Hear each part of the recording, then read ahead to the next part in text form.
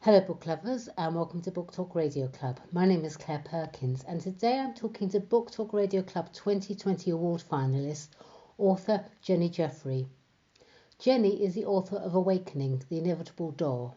From the moment of our birth, death, a mystery still, becomes a fact of life. In 1984, Jenny witnessed the death of her 3-year-old daughter, Ellen Mayer. Awakening, The Inevitable Door is written in conversation with her daughter, revealing her dying process, her birth and her conception, which had its beginnings in another dimension. Jenny also writes about the realms of light, the 22nd dimension and the octaves of the soul.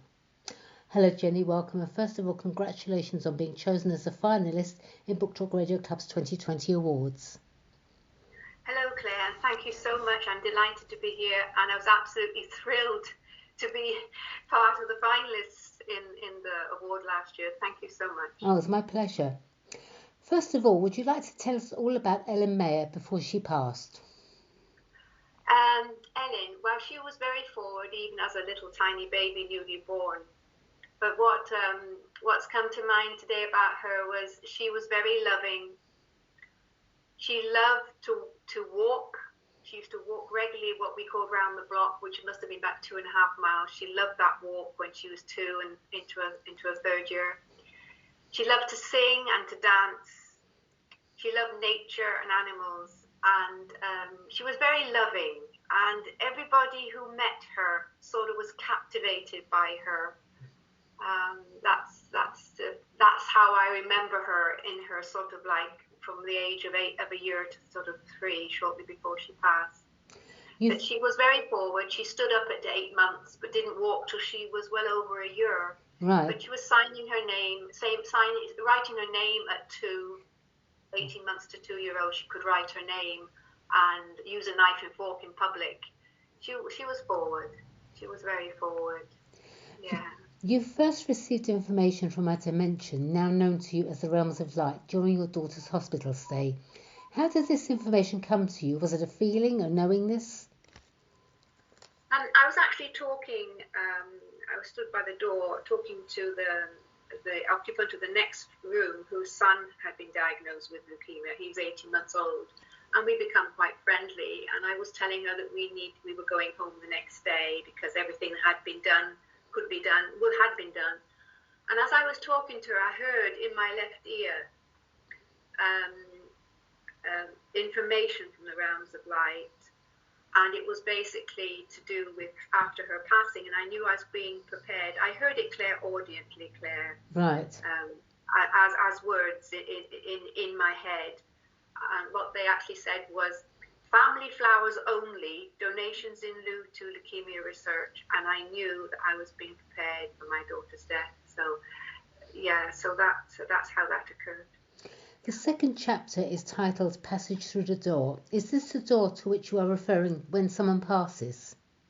Yes, I thought it was an appropriate sort of symbol to use. Yes. It must have been very difficult to write this chapter, no? Yes, because I wrote it chronologically after the introduction and the first chapter, which is why I write this now. I didn't know how to start it. And I remember sitting down, knowing that I was starting to write it, then. And my daughter popped in, and she started it off by saying, "Shall we share our experiences of my passing?" And I thanked her. I remember sending off the thought, because the conversation on the page is what I would be receiving from her, sort of superconscious in thought. I'd hear the words, and I would be sending back my thoughts to her. So it was a two-way conversation in a different frequency, sort of like a superconscious to superconsciousness. But it was clairaudiently, right. And because she'd said that to me, I thanked her, and I wrote that down, and I also said I'll probably have some questions later, and she said to me, "You're carrying one in your mind," and I had one in my mind right from the very beginning. Right. So I asked that question, and she answered it, and then we went on a little more about things, and then when she was describing how she was witnessing our physical bodies as light vibrating and meeting and rising with her, I became very emotional. And and she said, "Do you need to stop?" And I remember her taking a big breath in and saying, "No, we'll carry on." So it was initially very difficult because aspects of her passing that I wasn't aware of at the time were revealed to me during the writing of that chapter. So it was very challenging on an emotional level, yes. At the moment, we're going through a state of enormous spiritual growth from 3D to 5D, and yet one of your chapters talks about the 22nd dimension. Would you like to tell us more? I mean, how many dimensions are there?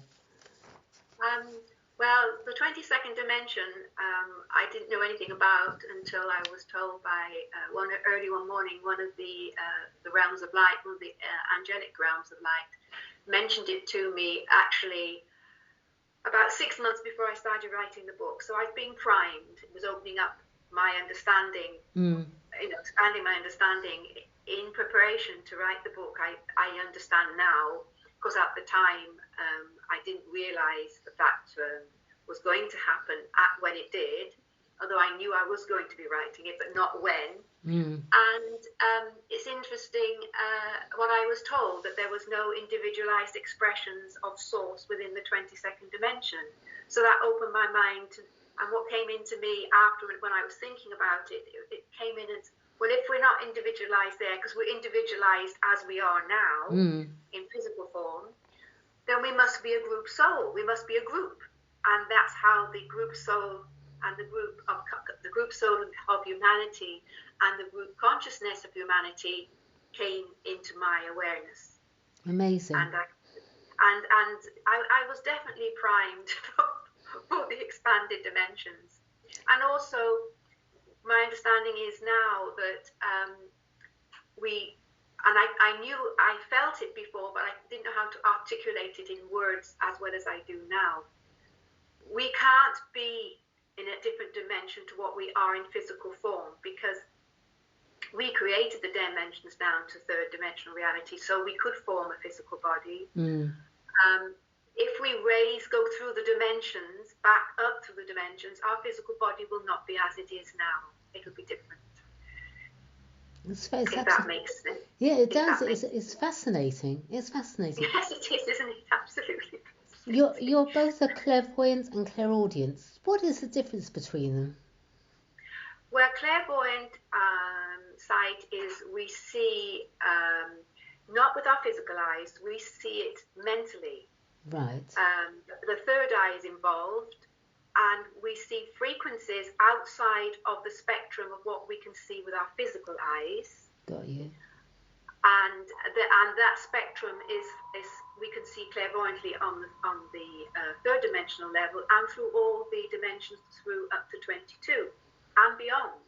Right. If that's where our attention is, it depends on where our focus is. It depends on where our interests lie, because if we're interested in certain things, then obviously we're vibrating that frequency.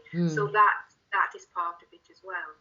Clairaudience is hearing sounds and frequencies outside of the normal hearing, the normal sense of hearing. And bearing in mind, when I hear words, what I'm receiving is a frequency, but my brain is interpreting that frequency. First, my superconsciousness interprets it, then my consciousness, and the brain gives me the words. It's a very fast interaction, but the words, that's why sometimes I will get the words back to front. Right. So when I edit, I realize, oh no, that word needs to be there and that needs to be there, because we don't actually, the words they're not spoken to us, they're sent as frequency. Right. And they're interpreted. And that's why often I'll feel a sense of the words as well, as do other clairvoyants, people who have remembered their ability of clairvoyance and clairsentience. You'll get a feeling for the words. Well, clairsentient, you'll feel it. So because your whole body is involved, including the heart. Everything's involved in receiving, every cell. And that's why it can be quite tiring sometimes. So you saw Ellen Mayer using your clairvoyant sight. What does she look like to you? When she she presented herself to me actually a few days ago. She came as she was. I Okay. saw her as the young child, maybe a little older. But when I was receiving and working with her and the Realms of Light on the book Awakening the Inevitable Door, I saw her as light, as a light being. She came as light. Usually she didn't present herself, but on occasion she did. If it was relevant to what I was writing, I would see her as light. And I was shown her as light some years ago by my guides, who told me they wanted to show me her in her true self, as her true self, and she was light, vibrating, very fast. I wonder why then she sometimes comes through to you as how she was, and then other times as light, isn't it? That seems odd. Well, she presented herself to me a few days ago because she wanted to encourage me to do something, and it's another joint collaboration with my niece. They also, because they talk to me as if they were 3-year-olds. So it's to do with a child's book. So I believe that's why they came through in that way. Because you see, at the end of the day, it's all frequency manipulation. Okay. Everything is an interaction, and when we are in our purest light form or our spiritual form, we do have that ability to manipulate and create the energies. We do have that. It takes practice, because when we pass over, we don't suddenly become adept at that. It depends on how we were when we were in our physical bodies. Right. But we learn, we grow as well. And I believe that I didn't write the book shortly after she died, because she needed the time between when she passed and the time when we collaborated on the book was 30 years. She needed that time to evolve where she was. Well, you just answered the next question. Oh, right. Okay. Let's go on to the next one. You've included a glossary and notes at the back of the book. What is that for? Well, I knew there would be a glossary because of the certain terms like clairvoyance, clairsentience, and dimensions and matrix. I wanted to sort of put a glossary in at the back, because I noticed that a lot of non-fiction books have glossaries. It helps to improve the understanding of the reader.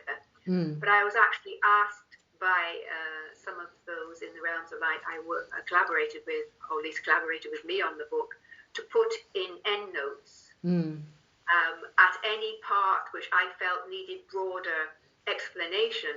Right. Because if I'd have tried explaining it in the body of the text, it would have muddied and clouded what was being said in the text. Yeah. So that's why there's substantial endnotes as well. Right. It's to broaden the reader's understanding and help the reader. Yes. You've lived in many places, haven't you? I mean, many different places. You wrote Awakening in Bulgaria. What inspired you about that particular country? You live there now, don't you? Yeah, I live here at the moment. Yes, now. Well, I lived in Wales, West Wales, for many years, and then I went to Brittany for a while. Then I went to the northwest of Ireland, which I love, but the dampness had begun to get into me, and I knew I needed a drier climate.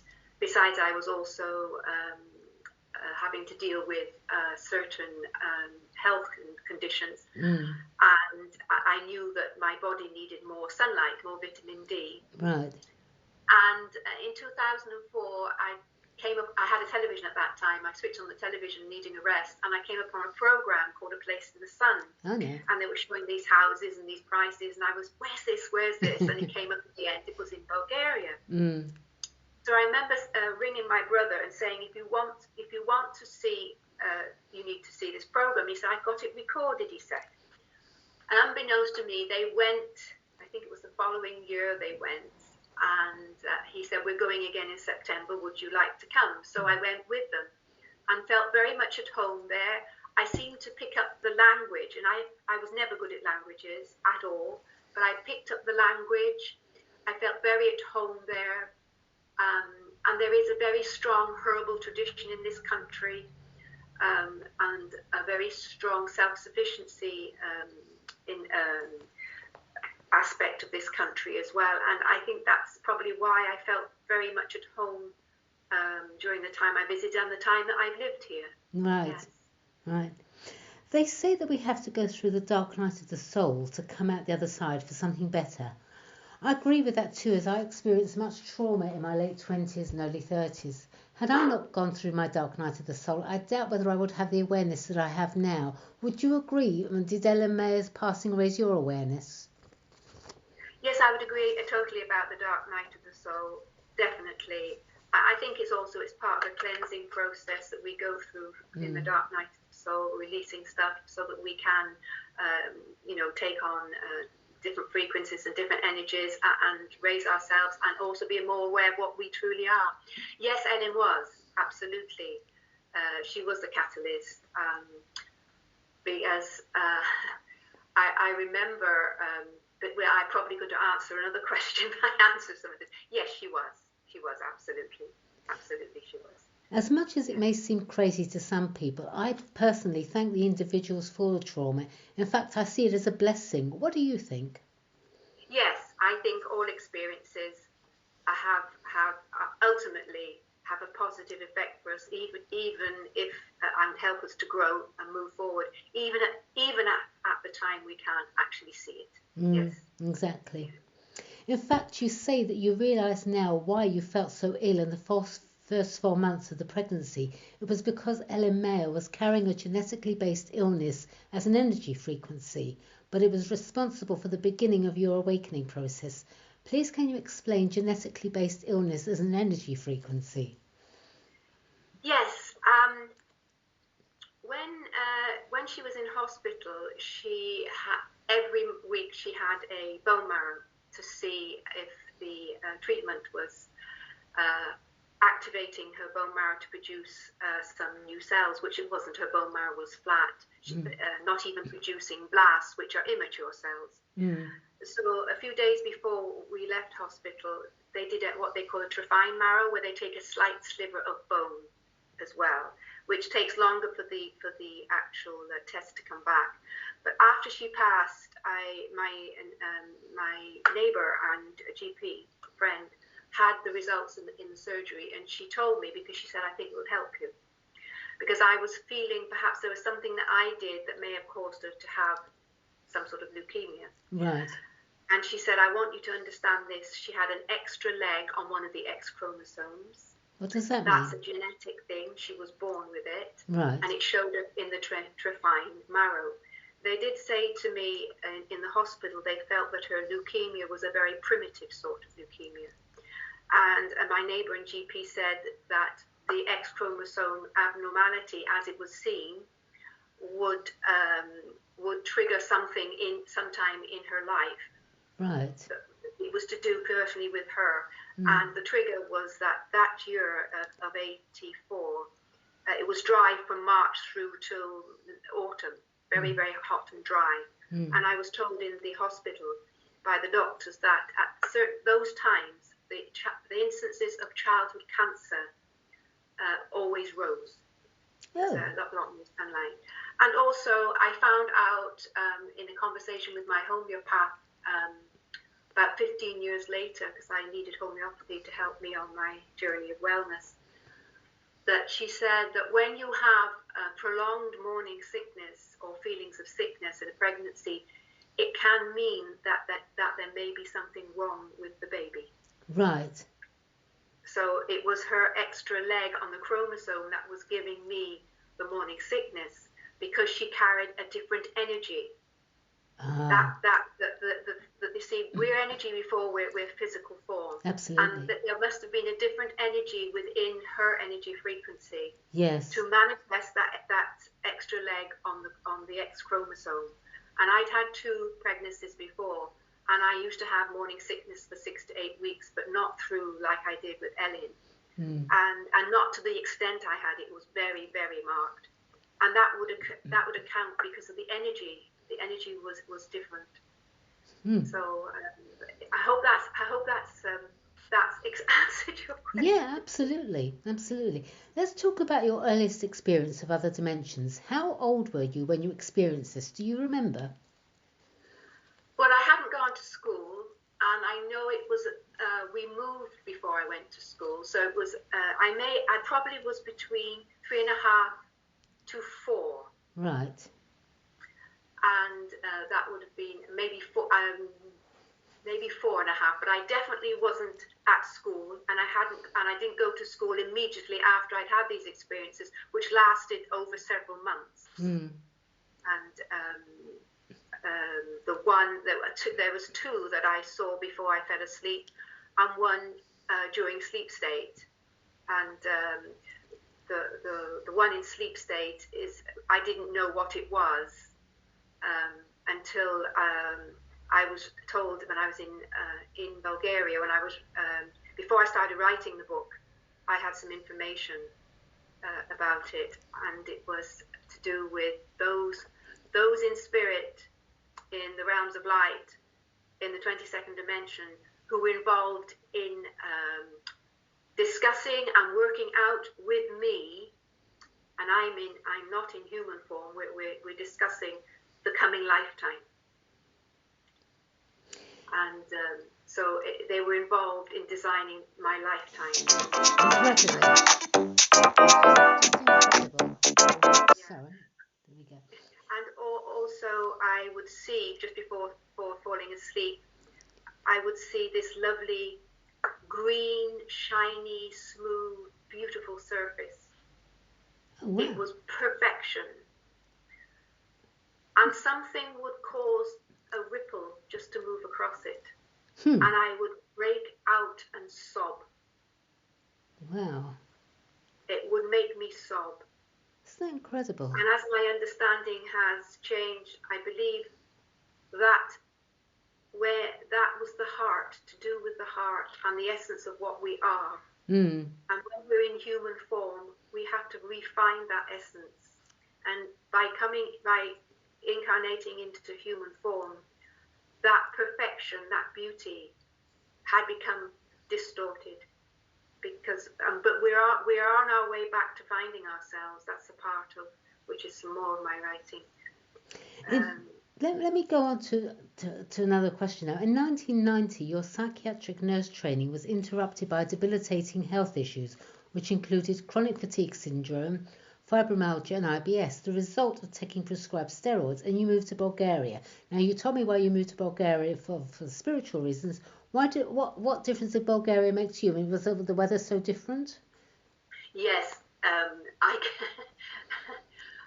I remember coming out of the airport the first time I flew over in September 2005. Came out of the airport and the dry air hit me like a sauna. And it was like, oh wow. I love that feeling. I was soaking it up. I was absolutely, I've been in the northwest of Ireland for 12 years, in Wales for 30. I was a damp, soggy sponge. I needed to really dry out. I can imagine. And it hit me. It hit me. And I was in Bulgaria a week. And it was September, so we're not talking at the height of the summer. We're talking of a good summer in Ireland. It was more like September, but dry. The air was so dry then. It's changed now, but it was so dry then. And I went back to Wales en route back to Ireland where I lived. And I remember walking up the road and it was a little cloudy and my skin felt like there's wet cling film over it. And everything seemed dark. And in Ireland, everything, because the light in Bulgaria when I first came here was very, very bright. Right. Incredibly bright. The climate has changed in the 13 years that I've been here. It's still very bright, but there climate change is occurring here. You've personally experienced the healing and rebalancing transmutative power of love, which at its most powerful is expressed energetically through the heart. Tell us what that means, please, because people will say, well, the heart is just an organ in the body. Well, I know it isn't, but go on, you explain. Right. Well, it's a known fact and it's a proven fact that the heart has the largest electromagnetic energy field of any of our internal organs, because all our organs have an energy field, as does our body. And it's a proven scientific fact. It's also been proven by the Heart Math Institute, who proved about the size of the electromagnetic energy field, that the heart, when we express, I've always intuitively known this, but I come across the Heart Math Institute when I was writing my book, and I've looked into their work, and it's amazing what they're coming up with, and it's like, oh wow, wonderful. And when we engage in the higher frequencies of the heart, such as love and harmony, joy, gratitude, and forgiveness, when we engage those frequencies, we engage with them emotionally in our heart, and we can feel them in our heart. It sets up a coherence within our body. Every cell of our body is in coherence, and it's very beneficial for us, because that's the essence of the soul. It's also been proved by the Heart Math Institute that when we're in close proximity to others, for example, if we lived with a family, our heart coherence affects their heart as well, and sends their heart into coherence. What I write about in my book about we're all interconnected through a matrix, and that we can feel the resonance within our heart of our connection to everybody else. Yes. They're also saying that we can affect our community, but we not only affect our community, we also affect all life. We also affect the whole everything, even the planet. And it goes beyond that as well, which is what I'm writing about now. The heart actually speaks to the brain and not the other way around. Yes. I always thought the brain, years ago when I had my twins, I always thought the brain was the center of the body. It's the heart, because Ellen, you see, Ellen coming into my physical body and me birthing her, I felt such a very strong heart connection to her before I birthed her. Nothing, and it was so profound. And I'd had 2 children before, but that heart connection between her and myself was there before her birth. She opened my heart properly, and and not fully, but properly. And that I am internally grateful for, because the heart is where everything is at. And it's interesting, the ancient Egyptians used to embalm the heart, but the brain, they used to just stick up a red hot poker of cadavers and swish it around and drain it out, because they didn't pay any attention to it. But they used to embalm the heart. You go on to say, we as humankind are changing from fear-based beings to heart-based beings. It is through our heart that we feel our energetic connection to all life, no matter the form. So how will people know when they've changed? What are they going to feel? Well, I think people have moments of feeling that change anyway. For example, if they see an animal and they have compassion for it, or they feel an emotional connection with an animal, that's what they're feeling. They're feeling that connection, that soul connection. Yeah. And if you're out in nature and you see something that causes an emotional resonance within you, that's that connection, that interaction is, you're feeling that interaction in your heart. Right. And it happens between people, it happens between animals, birds, everything, anything that triggers within us an emotional response. It is that soul connection that we feel within our heart to everything. You're a passionate advocate of the interconnectedness and intercommunication of humankind to and with animals and all life forms. What does this mean to you? It means I'm compelled to write about it and share it with as many people as I can, Claire. And talk if I can, and talk about it if I can. You're currently getting ready to publish a second book titled Gaia Speaks. Would you like to tell us about that? Yes, it's completely, most of the book is completely channeled from Gaia to me. And basically she wants, in a nutshell, she wants us to understand what our connection is to her and why we are connected to her, and what the purpose for the connection is. Ah, right. Right. Okay. That's what it is. I'm looking forward to reading that. It's actually growing again. I'm hoping it'll be out late spring. Wonderful, wonderful. Yeah. All right, but let's go back to Awakening. It's such a comfort for those that have lost a loved one, and especially a child, that there is no such thing as death. Is that what you intended when you wrote and published it? I think that became evident as I was writing it. Mm. But when I started writing the book, I was very much under the guidance of my daughter, because I was very focused on bringing what she wanted me to say down into the written word, and also the realms of light. And it was only afterwards that I had some sort of because in the beginning I thought it was going to be a very small book that I would give to my family to sort of say, well, look, Ellen's communicated with me because death isn't the end, this is how it is. But it got larger, so I was really caught up in and it took me over two and a half years to finalize the book with a few breaks. So my focus was very much on getting in, but I've always felt that death is always known and felt death was never the end. So that was the underlying current, yes. Right. And that is what, yes, definitely that. And also the frequency of the heart and the interconnection of everything. What are your hopes for Awakening, Jenny? I hope people will read it, Claire. I think there's a lot that people can learn from it. Definitely. I really do. And I think in this next decade that we're going through, I think there's going to be a lot of revelations about frequency and light and what we are.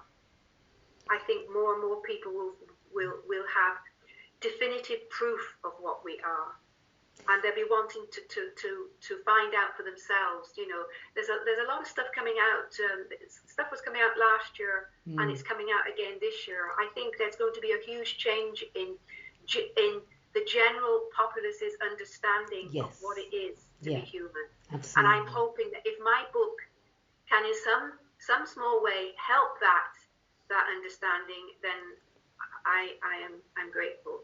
And also when people explore different things outside of their comfort zone, outside of their experiences, when they explore, they expand, and their light. When you expand, your light shines brighter.